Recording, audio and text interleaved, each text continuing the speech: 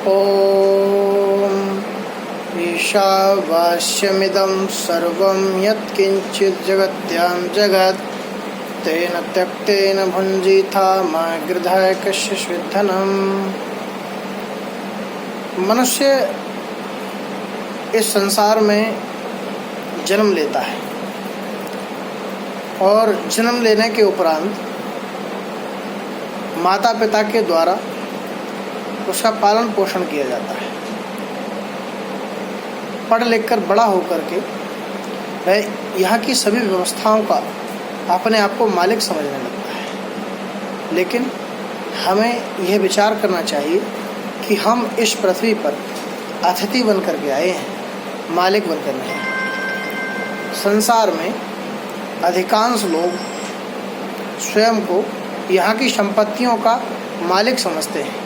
उनके विचार इस प्रकार के होते हैं कि यह मकान मेरा है, मैं इसका मालिक हूँ, यह कार मेरी है, यह बैंक बैलेंस मेरा है, यह परिवार मेरा है, यह बेटा मेरा है, यह सम्मान मेरा है, ये विद्या मेरी है, मैं इन सब वस्तुओं का मालिक हूँ इत्यादि। इसमें और मेरे के चक्कर में बेचारे जीवन भर दुखी रहते हैं। इन वस्तुओं की प्राप्ति और सुरक्षा में सारा जीवन तनाव में जीते हैं। मैं यह नहीं कहना चाहता कि इन वस्तुओं का उपयोग और सुरक्षा न करें।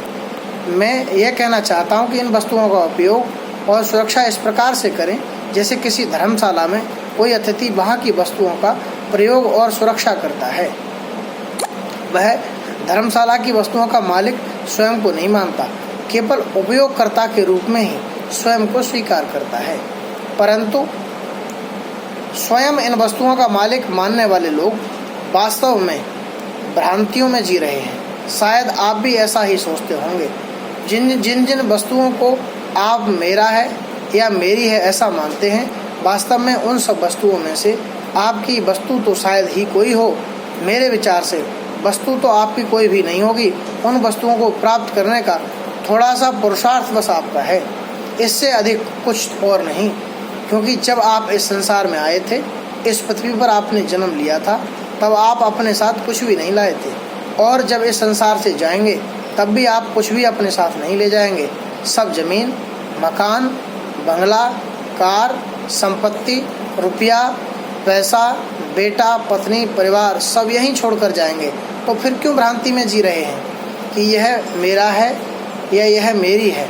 सत्य तो यह है कि पूर्व जन्मों में आपने जो कुछ पुरुषार्थ किया है, जिसके कारण आपको इस जन्म में पैदा होते ही ईश्वर ने जो कुछ चीज़ें दी हैं, माता पिता, परिवार, खाने पीने की सुविधाएं इत्यादि, फिर 4-5 वर्ष की आयु में आपने स्कूल में पढ़ाई की और कुछ पढ़ लिख कर विद्या प्राप्त की। इनकी प्राप्ति में सिर्फ थोड़ा सा पुरुषार्थ ही आपका है। बाकी संपत्तियां आपने सब यहीं से ली हैं। और जब संसार आप छोड़ करके जाएंगे तब सब कुछ यहीं रह जाएगा। इसलिए आपका कुछ नहीं है। जैसा आप कभी कभी किसी धर्मशाला या होटल में किसी मित्र या रिश्तेदार के घर जाते हैं और अतिथि बनकर रहते हैं और 2-4 दिन रहते हैं, फिर वापस अपने घर आ जाते हैं, वहाँ सदा नहीं रहते, फिर वापस अपने घर में ही आनंद पूर्वक रहते हैं। इसी प्रकार आपने इस पृथ्वी पर जन्म लिया है। यहाँ पर कुछ लंबा समय रहेंगे, 70, 80, 90 वर्ष, सदा तो यहाँ भी नहीं रहेंगे। उसी प्रकार से अतिथि बनकर फिर यहाँ से प्रस्थान करेंगे। इसलिए सत्य यही है कि आप वस्तुओं के मालिक नहीं हैं। इनका अतिथि के तौर पर आप निर्वहन करें और ईश्वर की भक्ति करते रहें। इसी में मानव जीवन का और स्वयं आपका यही आपके लिए कल्याणकारक है। ओम शांति शांति शांति।